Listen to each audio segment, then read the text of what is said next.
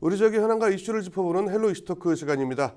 자, 이번 시간에는 소통과 비전으로 신뢰받는 의회의 비전을 실천하고 있는 강원도 의회 만나볼 텐데요. 변화와 도전으로 후반기를 시작한 강원도 의회 이야기 좀 들어보도록 하겠습니다. 자, 스튜디오에 김시성 강원특별자치도 의회 의장 나오셨습니다. 예, 안녕하세요.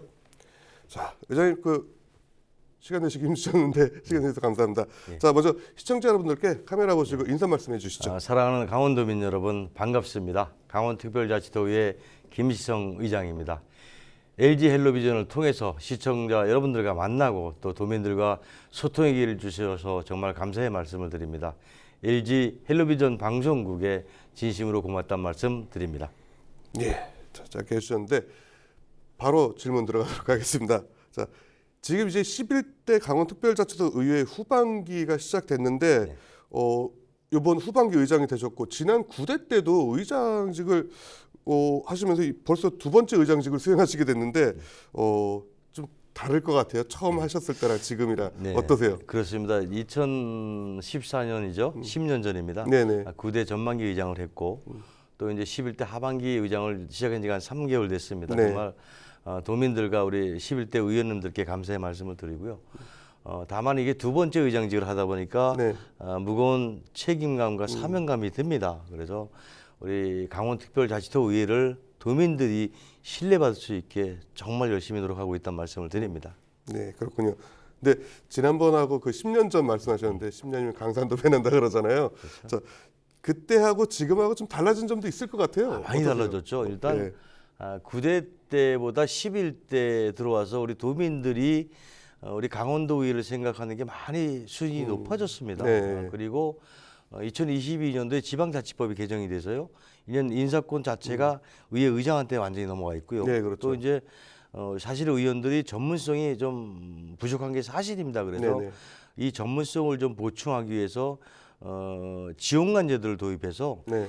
의원 1인당 한 명씩 이제 정책 지원관들이 이제 이 전문성을 좀 높여주고 있어요. 이런 것들이 달라졌고요. 또 가장 중요한 것은 우리 11대 의회가 젊은 의원들이 많이 들어왔습니다. 네, 맞아요. 예. 전국 최연소 의원들이 화천 출신의 이제 네. 의원이 28이죠 지금. 네. 그래서 20대도 들어와 있고 30대, 40대 초반 의원들이 예전 9대 때보다는 청년 비율이 상당히 높아졌다. 이게 크게 달라진 사항 중에 하나입니다. 예. 이 젊은 의원들 상대하시기 좀 힘드시지 않으세요? 아이고 정말 어렵습니다. 요새 저도 뭐 43살에 이제 처음 들어왔는데 요새는 20대, 30대가 들어오니까요. 네. 그분들 공감 능력하고 저의 공감 능력하고 어떨 때는 좀 틀린 점이 있거든요. 예, 그래서 예, 이걸 예. 좀 맞히는데 상당히 어려운 점이 있긴 있습니다. 예. 저희도 이제 MZ 세대 이제 후배들 네네. 좀 어렵거든요. 그렇습니다. 네. 자, 11대 이제 도의회 네. 전반기의 최대 성과를 좀 꼽는다면 어떻게 볼 수 있을까요? 일단 가장 중요하죠. 네. 우리 강원특별자치도가 출범을 했고요. 네네, 그렇죠. 그다음에 이제 1차, 2차 특별법이 개정이 됐죠. 물론 네. 이제 도민들께서 원하는 안들이 전액 다 반영된 것은 아닙니다. 그래서 네, 이제 그렇죠. 좀 도민들로부터 뭐라 그럴까 이제 체감되는 면은 좀 적지만은 이게 가장 이제 큰 중요한 이슈고요. 또 우리 도의회가 이제 조금 후에 얘기도 나오겠지만 이제 조례 이런 것들이 좀 23년하고 24년도가 많이 좀 증가됐습니다. 그래서 네. 이런 것들이 가장 좀 잘하는 것이다 이렇게 생각을 하고 있습니다. 네. 활동이 많이 늘어나고 있는 게 보이긴 하거든요. 이제 후반기 들어서도 네네. 전반기 때도 많이 하셨지만, 네네. 예. 근데 이제 도의회 후반기 의정 기조는 좀 뭐라고 볼 수 있을까요? 제가 의장 취임할 때 이런 얘기를 했습니다. 네. 군림하지 않는 의장이 되겠다. 네. 그게 뭐냐면은 의회가 여태껏 의장 중심으로 의회가 운영이 됐습니다. 네. 저는 그건 옳다고 생각을 안 합니다. 왜냐하면은 의장은 한 사람이 판단하는 거잖아요. 그래서 이런 의회를 상임위원회 중심으로 운영을 하겠다. 그러면 상임위원들이 의장을 뺀 48명이 있는데 네. 각 상임마다 8명씩 이제 배치가 되어 네네. 있거든요. 그럼 8명이 각 그 위원회에 맞는 일을 격한 토론을 벌여서 좋은 안들을 발췌해서 집행부에 전달하는 게 이제 의회 몫이거든요. 이게 네. 도민들의 목소리거든요. 그래서 상임위원회 심을 실어주고 상임위원회 인사권도 상임위원회 좀 위원장한테 좀 줘서 상임위원회가 활성화되면은 당연히 의회는 좀 활성화된다 보거든요. 그래서 의장 중심인 이런 도의회 운영을 상임위원회로 바꾸겠다. 이게 저 결심이고요. 지금 그렇게 하고 있다는 말씀드립니다. 예, 그렇군요. 이것도 그래도 한번 경력이 있으셨기 때문에 아, 그럼요. 그렇습니다. 네, 네, 네. 그렇군요. 네, 네. 자, 이제 좀 본격적인 질문 좀 들어가 보도록 할 텐데, 자, 정치권 내 갈등, 뭐 어제 오는 일은 아니잖아요. 네, 네. 근데 뭐 도의회 내에서도 당적 간 갈등이 지금 끊이지 않고 있는데, 예, 예. 지켜보는 도민들 사실 피로감도 높거든요. 그렇습니다. 예, 제가- 계속되는 갈등 어떻게 좀 해소 방법이 있을까요? 일단 도의회 문제는 조금 이따 말씀드리겠고요. 예. 국민들이 지금 얼마나 이제 국회 상황 돌아가는 거 보고 여야 그쵸. 이런 너무 첨예하게 갈등하다 보니까 예, TV 채널을 돌리잖아요. 그래서 우리 도의회까지 그러면 안 되겠다. 예. 그래서 도의회는 진짜 여야 협치를 너무나 잘해야 되겠다. 그렇게 그런 생각을 갖고 있고요. 그래서 의장단 구성할 때 네, 의장단이 의장 부의장입니다. 네. 그래서 이번에는 예전에 상임위원장을 한 적을 배정을 했는데 네. 올해는 부의장을 한 적을 저희들이 배정을 했습니다. 아, 그래서 그렇군요. 예. 협치를 우선으로 두자. 네. 그리고 또 가장 중요한 게 예산결산위원장입니다. 네, 또 그 밑에 부위원장도 예전에 전반기 때는 우리 당에서 다 했죠. 네. 이번엔 부위원장을 아예 민주당 측에 배를 했습니다. 그래서 아, 협치를 좀 중요하게 하자. 우리 도의회까지 여야 협치가 안 되면은 네. 도민들이 볼 때 얼마나 짜증이 나겠느냐. 그래서 네. 이런 협치 문제를 제가 우선적으로 처리했던 말씀을 드리고 음. 있고요.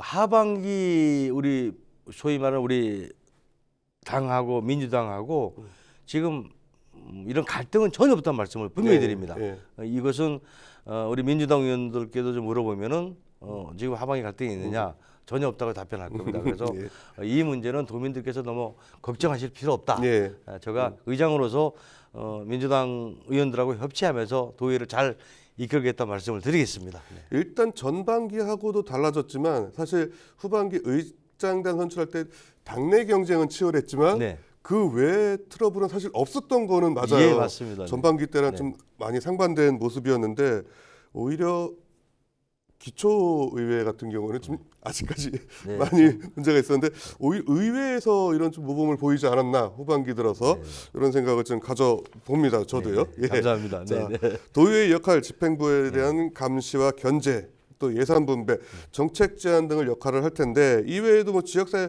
발전을 위해서 다양한 일들을 하고 계신 걸로 알고 있어요. 근데 이 나라살림연구소가 전국 지방의회 조례 입법 현황을 분석했는데 지난해 네. 강원 도의회가 발의한 조례 건수가 1인당 1.9건으로 사실상 광역의회에서는 꼴찌예요. 예, 전국에서. 예, 그렇습니다. 이거 좀 어떻게 보면 창피할 텐데. 제가 좀 창피한데. 예, 예. 우리 도민들께 좀 변명을 하겠습니다. 예. 공교롭게 또 이때 조사 시점이 네. 우리 도의회에서 가장 적어요. 그때 이제 네, 네. 72건이 돼 있습니다. 예, 근데 예, 이제 2023년에 이게 160건으로 확 늘어납니다. 네, 네. 그다음에 2024년 7월까지 104건이 이제 발의가 됐어요. 그래서 네. 공교롭고 이때에 좀 너무 적었고요. 아마 올해 발표하고 내년 발표가 좀 상당히 좀 상향이 됐다고 생각하고요. 다만 이렇게 적은 조례안을 발의한 거에 대해서 일단 도민 여러분께 죄송하고 좀 송구스럽다는 말씀을 드리고요. 또 우리 의회가 조례안도 중요하지만 가장 중요한 게 예산 심의가 있죠. 예. 또 이제 행정사무감사가 있는데 네. 이것도 상당히 중요합니다. 그걸 우리 의회에서 잘하겠다 말씀드리면서 한 가지 이제 변명을 드리려면은 네. 저는 조례를 발의하는 이 문제가 숫자가 중요하다고 생각 안 합니다. 왜냐하면 조례를 발의하면은 비용 추계서를 저희들이 그때 붙이게 돼 있어요. 그러면 이 비용 추계서가 집행부하고 협의를 해서 이것을 집행부 예산에 담을 것이냐 네. 이게 가장 중요합니다. 그래서 저는 웬만하면 담는 조례안을 만들어라. 네. 그래서 실제 예산을 담아야 도민들한테 혜택이 가는 거니까요. 그래서 문구만 바꾸고 조례 숫자만 늘리는 것은 저는 그렇게 선호하지 않습니다. 그래서 네. 되도록 조례가 숫자가 좀 적더라도 실제 도민들한테 혜택이 갈 수 있는 조례를 소위 말하는 생활 밀착형 조례죠. 네네. 이런 것들을 많이 발굴하라고 제가 지원관실에도 얘기하고 의원님들께도 그렇게 부탁하고 있는 실정입니다. 예. 양보다 질을 선택하겠다 이런 말씀이신데 여하튼 지난해 발의 건수는 꼴찌인 것 네, 같습니다. 하여튼 그 사항에 대해서는 도민들께 죄송하다는 말씀 드립니다. 네, 자, 그렇군요. 자, 또 이런 빠른 인정 아주 바람직한 모습인 것 같습니다.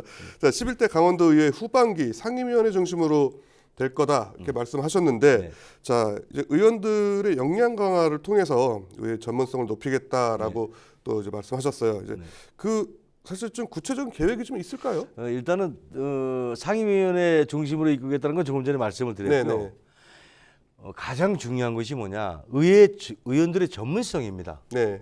이 전문성을 높이지 않는다면은 집행부 공무원들이 보통 그 직에 30년 이상 근무를 했잖아요. 네. 그러면 따라갈 수가 없는 거죠. 그래서 저는 국회처럼, 제가 국회 보장을 했기 때문에 그 내용을 잘 아는데, 예. 국회처럼 지원관들이나 우리 직원들의 전문성을 높여야 되겠다. 그래서 제가 이번에 당초 예산에 우리 의회 직원들하고 지원관들 국회 교육부들 예산을 좀 많이 확대 요청을 해놨습니다. 그래서 지원관들이 국회에 가서 일을 1년, 2년 동안 배워야 됩니다. 그래서 전문성이 높아져야 되거든요. 그래서 직원들도 마찬가지고, 그래서 5급이나 6급, 7급들을 지금 국회에다 파견 장기 교육 1년 동안 보낼 예정이고요. 네. 또 지원관들도 국회로 저희들이 교육을 보낼 예정입니다. 그러면 국회에서 모든 것을 배워와서 우리 강원도의회에 접목시키면은 저는 의원들의 전문성이 상당히 높아질 것으로 보고 있거든요. 네. 지금 이 일을 추진하고 있고요. 이건 반드시 제가 해내겠다 말씀을 드리고, 28일 날 다음 주 월요일이죠.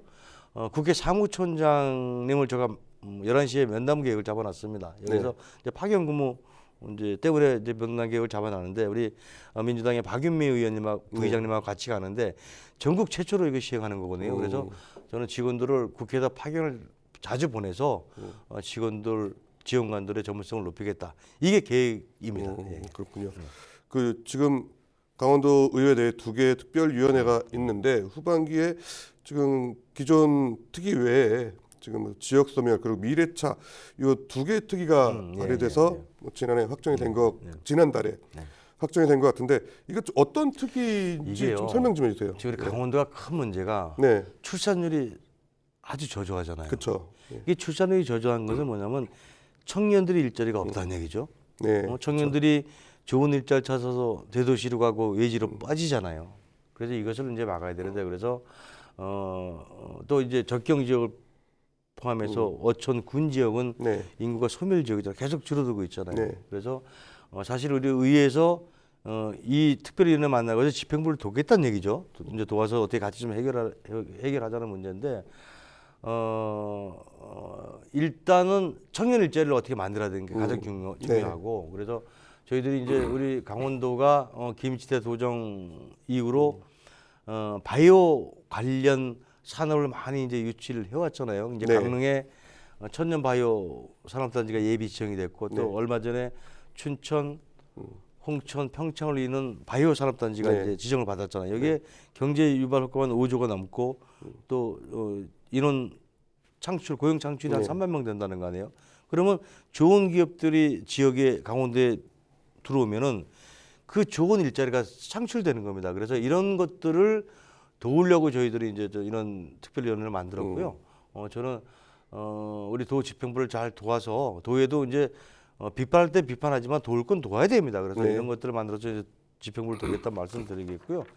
또 이제 미래 모빌리티 혁신 특별위원회는 2년 후에 강릉에서 이제 그 ITS 세계 총회를 냅니다. 이제 간단하게 얘기해서 이제 자동차 자율주행 같은 거죠. 이제 시내에 딱 가면은 이제 각종 이런 센서나 기계들에 의해서 차가 자동으로 가는 건데, 이게 강원도에서 강릉에서 이제 가장 이제 먼저 출발했고요. 나머지 춘천, 온주, 속초, 삼척이 이제 예산을 반영해서 지금 시작하려고 하고 있습니다. 그래서 이런 것들을 좀 도울 수 있는, 의회에서 도울 수 있는 이런 이제 연구 모임이고요. 또 이게 총회, 이제 세계 총회도 우리가 의회에서 좀 도와야 되지 않겠느냐 하는 목표를 가지고 이렇게 이제 특별위원회를 만들게 된 겁니다. 예, 그렇군요. 기존에 그 시멘트 관련해서도 시멘트 산업 관련해서도 좀 특위가 많이 활동을 해갖고 있었는데, 상당히 고무적인 일들을 많이 하시는 것 같아요. 사실 시멘트 같은 경우는 지금 용역 결과도 나오고 있고, 예, 주민들 위해서 좀 여러 가지 필요한 정책들을 연구하시는 것 같은데, 이제 뭐 지역 소멸 그리고 미래차 같은 경우도 시작이니까 앞으로 그렇게 좀 좋은 성과 계속 좀 내주셨으면 좋겠습니다. 예. 이게 사실 위원장이 다 젊은 분들입니다. 30대, 40대 젊은 분들인데, 진짜요? 예. 이 친구들이 생각 자체가, 이 의원의 생각 자체가 우리하고 좀 틀린 것이죠. 그러니까 강원도의 미래는 여기에 걸려 있다 이렇게 네. 보는 것이죠. 그래서 네. 저는 상당히 긍정적으로 보고 있습니다. 네. 그렇죠. 지역 소멸 미래차 이제 젊은 분들의 시각으로 이것 좀 해야 되는 정책들 필요하기 때문에 그것도 아주 중요한 그 생각은 제가 못 해봤는데 위원장의 나이대도 되게 중요한 것 같네요. 네, 네, 그렇습니다. 그렇군요. 네. 자 이외에도 이제 강원도 의회에 주목할 만한 현안 그리고 이슈 좀 어떤 거 있을까요? 지금 이제 조금 전에 되겠죠. 의원들 전문성 높이는 거예요. 네네. 이게 이제 직원들과 같이 전문성을 같이 높여야 되겠죠. 그게 네네. 가장 중요하고 두 번째는 3차 특별법 개정안이죠. 그렇죠. 예. 이게 사실 1차, 2차 때는 그 도민들의 그 생각을 많이 담지를 못했습니다. 담아서 올렸는데 네. 국회에서 제동이 걸렸죠. 예. 그래서 3차 개정안은 진짜 도민들이 체감할 수 있는 이런 개정안들을 저희들이 집어넣습니다. 그래서 9월 26일 날 여야 한 100명 넘게 이제 공동 발의를 해놨는데요.